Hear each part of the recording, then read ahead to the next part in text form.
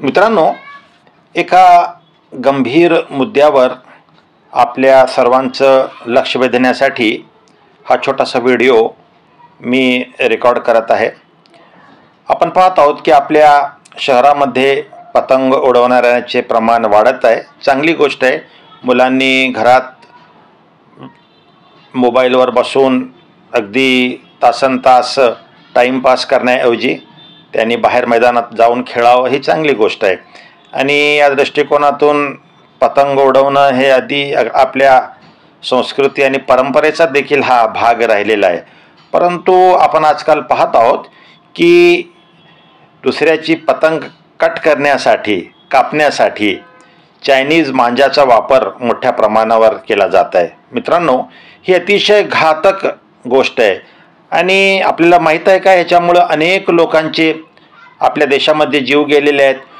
खुद्द आपल्या शहरामध्ये जवळपास 15-16 केसेस अशा रिपोर्ट केल्या गेलेल्या आहेत की कोणाची मान कापली गेली, कोणाचे पाय कापले गेले, कोणाच्या पोटावर जखमा झाल्या। तर हा जो चायनीज मांजा आहे हा अतिशय घातक आहे आणि त्यामुळं आपण पतंग उडवावं त्याच्यामध्ये काहीच वाईट नाही।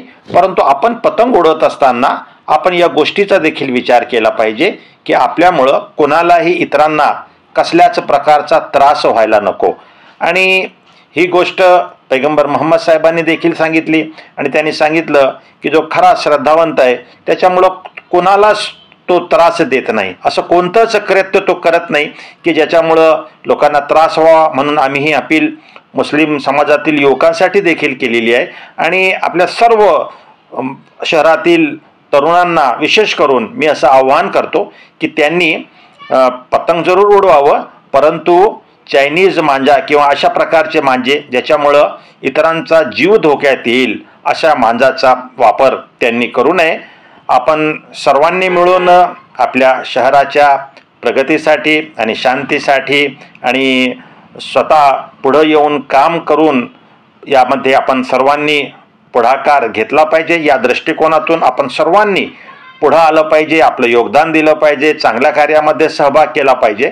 आणि अशा प्रकारचे जे कृत्य असतात की ज्याच्यामुळं कुठंतरी समाजाचं नुकसान होतं ते कृत्य आपल्या हातून होऊ नये हीच छोटीशी विनंती।